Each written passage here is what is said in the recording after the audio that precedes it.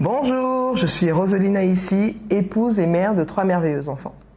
Depuis la naissance de mon fils aîné, grand est le nombre de fois où je me suis heurtée à différentes problématiques concernant l'éducation et la parentalité. De ce petit bout de chemin est né en moi plusieurs questions qui ont mené à la création du concept Cotea. Cotea, c'est ce concept, pour vous comme pour moi, à visée éducative et ludique. Cotea, c'est cette émission sur laquelle nous recevons des hommes et des femmes qui sont futurs parents et avec qui nous allons discuter, échanger d'éducation et de parentalité. Il y a un livre que j'aime beaucoup qui dit ceci: « Instruis l'enfant pendant qu'il est petit, c'est ainsi que lorsqu'il sera grand, il ne s'en détournera pas. » Aujourd'hui, c'est une émission spéciale parce que le sujet que nous allons aborder vient de vous. La thématique est la suivante: devenir parent, un désir combattu. À ce jour, en moyenne, un couple sur 8 consulte pour cause d'infertilité. Pour les spécialistes, qu'est-ce que c'est que l'infertilité? L'infertilité, c'est tout simplement un couple qui vit sous le même toit, en ayant des rapports non protégés pendant 1 an, sans que la femme ne tombe enceinte. Il est important de noter qu'il y a une différence entre l'infertilité et la stérilité. L'infertilité, c'est la situation dans laquelle on a des complications physiologiques, énigmatiques, qui nous empêchent en fait de tomber enceinte. La stérilité, c'est l'impossibilité. C'est par exemple, je n'ai plus d'utérus, je n'ai plus de testicules. À ce moment-là, on peut être casé dans la situation de la stérilité, pas de l'infertilité. Parmi les différentes questions que vous nous avez posées, on en a sélectionné quelques-unes. Il y a la question: quelles sont les causes médicalement connues? Donc on a essayé de lister un peu les causes masculines et féminines. Donc, parmi les causes masculines, il y a les anomalies liées à la production du spermatozoïde. Il y a l'azoospermie. Qu'est-ce que c'est? C'est l'absence totale de la production du sperme, qui, elle, est une cause aussi d'infertilité. Il y a l'oligospermie, c'est-à-dire qu'on n'a pas suffisamment de sperme, la production de sperme est très faible, ou la tératospermie, qui, elle, est l'anomalie, en fait, de la forme du spermatozoïde. Là aussi, dans ce cas-là, bien évidemment, ça peut empêcher à la femme de tomber enceinte. Donc ça peut perturber effectivement la mobilité et la fonctionnalité du spermatozoïde. Chez l'homme, on va aussi retrouver le stress, on va retrouver le tabac, on va retrouver l'alcool, mais aussi le surpoids. Du côté de la femme, voici quelques causes d'infertilité les plus fréquentes. La première cause est celle qui concerne l'horloge biologique. Bien sûr, contrairement à l'homme, chez la femme, la production d'ovules, en fait, si vous voulez, dès la puberté, il y a comme une décroissance. Il y a une baisse de la production, si vous voulez, d'ovules. Et donc, entre 25 ans et 35 ans, c'est vraiment l'âge où la femme, au top, a la possibilité de tomber enceinte plus facilement et d'avoir un enfant en bonne santé. Ensuite, une fois qu'elle a passé 35 ans, là, les femmes, elles commencent en fait à avoir un peu plus de mal à tomber enceinte. Il faut retenir qu'à partir de l'âge de 45 ans, les femmes auront de plus en plus des difficultés à tomber enceinte. À partir de 45 ans, la fertilité est encore plus basse et les risques sont grands. Vers 50 ans, les femmes connaissent la ménopause. Avec celle-ci, elles arrêtent d'ovuler et ne peuvent plus tomber enceintes naturellement. Ou, à très rare occasion, les grossesses spontanées à 50 ans, ça existe, mais c'est très rare. On l'a déjà vu sur les réseaux sociaux, dans certains pays, où ça a fait la une. Je me souviens que c'est arrivé en Italie, c'est arrivé en Éthiopie, c'est arrivé au Maroc. Voilà, il y a des pays comme ça, au Cameroun, où après 50 ans, des femmes de manière naturelle sont tombées enceintes. C'est possible, parce que Dieu fait toutes choses pendant 100 ans, et c'est lui qui est maître et juge. Mais c'est rare. C'est-à-dire que de manière naturelle, c'est quelque chose de rare, parce lui aussi, il a créé la femme avec un cycle. Donc avec toutes ces saisons-là. Ensuite, il existe une autre cause d'infertilité qui, elle aussi, commence à être de plus en plus connue, mais qui est une cause importante, qui est le trouble ovarien. Alors, je veux parler en particulier du syndrome qu'on appelle le SOPK, qui est le syndrome polykystique ovarien. Alors, qu'est-ce que c'est en fait? C'est quelque chose d'un peu complexe, un peu incompris. Alors, son nom, en fait, peut prêter à confusion. Lorsqu'on dit syndrome polykystique ovarien, on a l'impression qu'on a beaucoup de kystes, en fait, au niveau de l'utérus de la femme, mais alors pas du tout. C'est un syndrome qui commence à être de plus en plus diagnostiqué chez la femme, qui commence à être de plus en plus connu chez la femme, et c'est une cause importante de stérilité. Au niveau des diagnostics ou des symptômes, on a le fait d'avoir des règles très douloureuses. Ça, c'est un élément en fait important qui des fois oriente le gynécologue. À côté de ça, il peut avoir un hirsutisme. Qu'est-ce que c'est? C'est le fait d'avoir une femme en fait avec une pilosité importante comme un homme. Beaucoup de barbe, beaucoup de moustaches, parce que dans ce syndrome-là, les femmes vont avoir beaucoup plus de testostérone qu'elles ne devraient en fait avoir. Ce qu'il faut retenir du SOPK, syndrome polykystique ovarien, il s'agit de la première cause d'infertilité chez la jeune femme. Ici, les ovules sont trop nombreuses dans l'ovaire qui n'arrivent pas à maturité. Les troubles hormonaux, les naissances kystes, les fibromes et plein d'autres. Concernant les fibromes, c'est important de savoir qu'il y a un lien génétique en ce qui concerne les fibromes. Généralement, si la mère était porteuse de fibromes, la fille aussi est susceptible d'en porter. L'endométriose est une cause importante d'infertilité dont les symptômes de base peuvent être des règles très douloureuses. Pendant le cycle menstruel, lorsque les règles ont lieu et que l'endomètre se détache, certaines cellules de l'endomètre migrent au lieu de s'évader. Elles s'installent dans les trompes, les ovaires, et elles continuent à se développer pendant le cycle. Cela va entraîner de fortes douleurs lors des règles auprès de la jeune femme. Il existe des cas beaucoup plus rares et beaucoup plus graves où l'endométriose en fait peut se développer au niveau du côlon, au niveau des poumons, au niveau du cœur. Et à ce moment-là, c'est l'état de santé carrément de manière globale de la femme qui doit être suivi de près. À côté de ça, il existe d'autres anomalies. Il existe des femmes qui naissent carrément sans ovaires, sans trompe, sans utérus. Et là, c'est du point de vue génétique. Il peut arriver aussi qu'il y ait des accidents. Un accident de la route qui a heurté et qui a broyé, par exemple, les trompes, l'utérus. Il y a toutes ces choses-là qui peuvent effectivement être aussi des causes d'infertilité. Et ensuite, il existe une autre cause qui concerne les infections sexuellement transmissibles, les MST. Le chlamydia en particulier est une pathologie, la chlamydiose, qui se transmet de l'homme à la femme, qui est une maladie sexuellement transmissible, qui, elle, peut entraîner de l'infertilité chez la femme. C'est là qu'entre en jeu le stress, l'inconscient, la mise en cause de la foi carrément. Tout le stress qu'on peut avoir, eh bien, justement, qui va aller entraîner ces causes-là, en fait, énigmatiques, donc on ne sait pas. On ne sait pas pourquoi. Tout va bien, du point de vue hormonal, du point de vue physiologique, du point de vue, du point de vue médical, on n'arrive pas à trouver de cause. Et bien là, on appelle ça une cause d'infertilité énigmatique. Vous nous avez posé une autre question. Est-ce qu'il y a un guide de bonne pratique pour augmenter ses chances de devenir parent?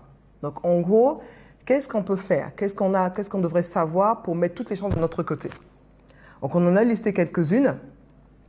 Alors déjà, il existe aussi des vitamines. Des vitamines donc, riches en oligo-éléments qu'on trouve dans les pharmacies, qu'on donne à la femme allaitante ou enceinte. Donc pour la grossesse et l'allaitement. Donc si vous voulez, ça diminue les causes de fausses couches. Donc il y a des vitamines qui existent pour ça. Il y a le fer. Le fer, c'est important. Donc quand on a trop d'anémie ou que le taux d'anémie est important, ça aussi, c'est pas bon. Ça peut être en fait un élément, un facteur, si vous voulez, limitant pour la fertilité. Il y a le fait d'avoir une alimentation saine, effectivement, comme on le dit, on n'arrête pas de le dire, la santé, la bonne santé se trouve dans nos assiettes. Donc ça aussi, c'est important. Il y a le fait de bouger, d'avoir une activité physique régulière. Ça aide parce que ça travaille au niveau des muscles. Et il ne faut pas oublier que l'utérus, c'est un muscle, donc il a besoin lui aussi de travailler et que ça facilite aussi bien chez l'homme que chez la femme, en fait. Le fait d'avoir une activité physique, ça aide. Déjà, ça aide au niveau du stress, ça aide au niveau aussi donc, physiologique et musculaire. Ensuite, il y a des éléments à éviter, tels que la caféine. Alors ça, c'est important, on va faire une pause sur la caféine. Pourquoi est-ce que c'est important d'éviter la caféine?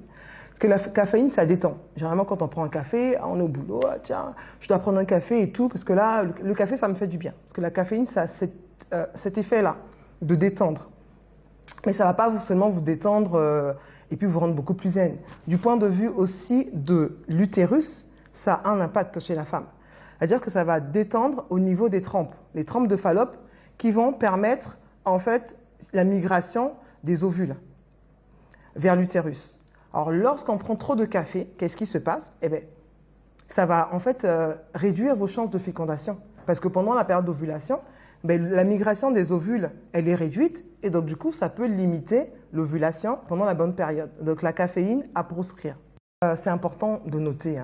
L'orgasme favorise aussi pendant la période d'ovulation, favorise parce que c'est un muscle, l'utérus. Donc pendant l'orgasme, il y a une contraction qui va impulser, si vous voulez, la montée des ovules vers le lieu de l'ovulation pour aller à la rencontre du spermatozoïde.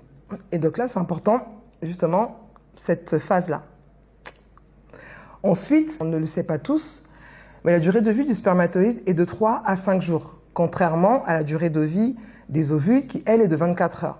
Ça veut dire que si on est dans une période où on veut vraiment tomber enceinte, c'est important d'avoir des rapports beaucoup plus réguliers. En tout cas pour la femme, surtout quand on est dans la phase ovulatoire. Pourquoi? Parce que le sperme, il va vivre 3 à 5 jours, mais moi, mon ovule va vivre que 24 heures. Donc il faut que de plus souvent, j'en libère pour favoriser, si vous voulez, pour augmenter les chances de rencontre entre mon ovule et le spermatozoïde. On passe à une autre question qui est celle concernant la pression dans le couple. On a parlé tout à l'heure des causes énigmatiques. Le stress, on ne sait pas trop ce qui se passe, on ne comprend pas. Et c'est là qu'on peut se demander, est-ce que cette pression-là qu'on peut avoir, qu'on se met soi-même, la pression qu'on peut avoir du regard des gens, la pression qu'on peut avoir de sa famille, de sa belle famille, de toutes les personnes qui nous environnent, la pression qu'on peut avoir de cette fameuse question qui est « Ah, mais c'est quand qu'il arrive le bébé? Ah, mais c'est quand qu'il arrive le prochain bébé ?» J'ai envie de dire que généralement, en plus, les personnes qui posent ce genre de questions, la réponse ne leur sert pas à grand-chose dans leur vie. Je ne sais même pas pour qu'est-ce qu'ils la posent d'ailleurs. Parce que dans le secret, ils ne savent pas la pression que subit le couple, ils ne savent pas la douleur que peut subir un couple, la douleur que peut subir une femme, que peut subir un homme, parce qu'on le sait tous, Dieu a créé l'homme fécond. Dieu a créé l'homme de sorte à ce qu'il puisse se multiplier. On l'a ça en nous, dans tous les domaines de notre vie, on l'a ça en nous. Donc déjà, naturellement, on vit une sorte de frustration quand on a l'impression de ne pas répondre en fait à ce pourquoi on a été créé. Alors, pas besoin de rajouter un stress supplémentaire, un stress externe. Et là, vraiment, à tous, à moi, à vous qui me regardez, cette question, il faudrait la bannir. Alors, on fait une croix comme ça dessus parce qu'elle n'est pas bonne, en fait, à poser. Justement, dans cet élan, regardez un témoignage. Un témoignage qui nous a été envoyé d'un couple qui, lui, a vécu cette situation. Pas pendant 1 an, pas pendant 2 ans. Même pas pendant 5 ans, même pas pendant 10 ans, mais pendant 11 ans. Pendant 11 ans, ils se sont battus pour avoir un enfant. Ils ont supporté justement, ils ont passé toutes ces étapes-là, de la pression du couple, du brisement, de la douleur, de se rapprocher de la chance justement de pouvoir porter la vie et de se dire, d'avoir l'impression que cette chance soit ôtée. Et c'est là qu'il est important justement de noter que ce qu'on pense, ça va continuer notre combat dans cette situation. Ce qu'on entend, ça conditionne notre combat dans cette situation. Donc, d'où l'importance de se faire entourer, environner de personnes qui vont nous dire des choses positives, qui vont nous accompagner dans cette situation. D'où l'importance de lire des livres qui vont aller nourrir notre foi. Et moi, je parle en l'occurrence de la Bible, qui pour moi est un livre important. On a entendu des témoignages impactants. On connaît certainement, vous me regardez, vous connaissez l'histoire de Anne, qui, elle, a pleuré pour avoir Samuel. On connaît l'histoire de Sarah. Il y a des miracles qui se sont créés et le miracle, en fait, il naît à travers la foi qu'on a en nous, à travers ce qu'on pense, à travers ce qu'on parle, parce que la parole, elle donne la vie. Donc tout de suite, on va donc découvrir ce témoignage de ce couple, de Victoria et Serge, qui ont passé le cap de se dévoiler et de venir nous donner ce qu'il y avait, en tout cas, de beau pour cette émission Côté 1. Bonsoir à tous ou bonjour à tous, tout dépendra de l'heure à laquelle vous regarderez cette vidéo. Bonsoir à tous. Alors, si nous faisons cette vidéo, c'est pour parler de notre témoignage, la difficulté, le désert que nous avons traversé pour avoir notre enfant. Quand je dis nous avons traversé, c'est réellement nous avons traversé, mais c'est surtout Olivia qui a traversé un gros désert, puisque c'est les femmes qui portent qui donne la vie. Alors effectivement, surtout, on a surmonté cette épreuve à deux. Donc c'est vrai que ça a été... l'homme et la femme, de toute façon, ne vivent pas cette épreuve de la même manière. Mais ça nous a pris 11 ans pour avoir notre jolie petite fille qui va très bien aujourd'hui. Donc après... Mais qui est née très grand prématuré. Qui est née très grand prématuré. Donc ça a été aussi une épreuve, ça a été également une épreuve, mais ça a été une jolie épreuve, on va dire. Et donc 11 ans de parcours, 11 ans, pendant ces 11 ans, ce qui s'est passé, c'est 2 fausses couches tardives, c'est-à-dire que j'ai perdu mes bébés à 18 semaines de grossesse et à 20 semaines de grossesse. Et j'ai fait aussi une fausse couche très tôt. Voilà, donc c'est après... ce qu'on appelle un œuf clair. Ouais, c'est ça. Et donc j'ai fait 3 fausses couches en fait en tout. Et ensuite je suis tombée enceinte naturellement parce que les 3 fausses couches que j'ai eues sont suite à des traitements que j'ai fait. Et la naissance de Kezia est totalement naturelle. Voilà, donc sans traitement, sans rien. Elle est arrivée et elle fait notre bonheur aujourd'hui. Nous faisons cette vidéo vraiment pour encourager, pour redonner de la paix, redonner de l'espoir à tous ces couples qui cherchent à avoir un enfant, qui se battent pour avoir un enfant. On sait à quel point c'est difficile, même dans la vie de couple, ça peut être difficile. Parce qu'il faut de la compréhension, il faut de la complicité, il faut du soutien, il faut de l'écoute. On sait par quoi tous ces couples traversent et on sait à quel point ça peut être terriblement dur. Donc on espère qu'à travers notre témoignage, on espère tout simplement vous redonner de la force pour vous battre. Et vraiment, et là je m'adresse aux femmes, n'abandonnez pas, n'abandonnez jamais. Vous allez y arriver. Voilà, moi c'est ce que je dis à toutes les femmes que je rencontre qui se battent. Je dis n'abandonnez pas. C'est vrai, c'est dur. C'est dur, c'est frustrant, c'est psychologiquement terrible à vivre. Mais on est des femmes et on se relève toujours parce qu'on est des battantes et parce qu'on est des guerrières. On remercie Rosina ici de nous permettre de faire ce témoignage à travers son émission. Et longue vie également à son émission. Voilà. Merci. Merci à vous. Merci à vous et Dieu vous bénisse. Voilà, je pense que comme moi, vous avez été touchés par le témoignage de Serge et Olivia. Et ce témoignage, en fait, il me fait penser à une parole que j'aime beaucoup, qui est celle-ci. Or, la foi est une ferme assurance des choses qu'on espère, une démonstration de celles qu'on ne voit pas. Et c'est une parole, en fait, de foi que je vous transmets aussi à vous qui regardez cette émission. Parce que peut-être que vous traversez la même situation qu'eux. Eh bien, ce témoignage prouve qu'il y a un jour où la vie vous fait grâce, en fait. Et cette émission, on l'a faite avec beaucoup de foi de ce que chacune des personnes qui regardent, chacune des personnes qui apprend, en tout cas apprendra quelque chose pour sa vie et qu'il ira la transmettre, en fait, transmettre cette chose-là à d'autres personnes. C'est toujours important de savoir contre quoi on se bat. On n'a pas énuméré les causes juste parce qu'on voulait faire une démonstration scientifique, mais c'est parce que c'est bien de toujours savoir quelles sont les causes, qu'est-ce qui existe, quels sont les symptômes, de savoir en fait écouter son corps et de savoir contre quoi on se bat. Quand on connaît son ennemi, on a plus de chances en fait de pouvoir gagner le combat, de pouvoir gagner la bataille. Pour finir, nous allons vous lire un texte d'une chanteuse gospel. Donc ce sont les paroles d'un chant qu'elle a écrit, peut-être que vous allez reconnaître les paroles.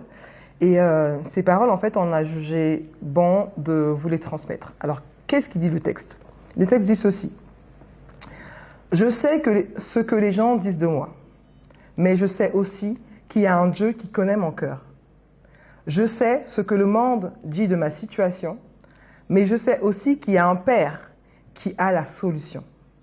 Je sais que le monde m'appelle stérile, mais ta parole m'appelle féconde. Jésus, tu ne mens jamais. Je me confie en toi, car je sais en qui j'ai cru. Moi, je sais qu'il y a un Dieu dans les cieux qui console et justifie. Oh oui, je sais qu'il y a un Dieu dans les cieux qui défend toutes mes causes. Oh oui, je sais qu'il y a un Dieu puissant dans les cieux qui contrôle toutes choses. Peu importe le temps ou les circonstances, je te fais confiance. Côté A, c'est fini pour aujourd'hui. Rendez-vous sur nos autres plateformes, Facebook, YouTube, Instagram. En tout cas, n'hésitez pas, envoyez-nous des sujets qui vous tiennent à cœur. S'ils concernent l'éducation et la parentalité, on fera du mieux qu'on peut pour pouvoir échanger et partager avec vous. Voilà. Nous vous disons à bientôt. Au revoir et à bientôt.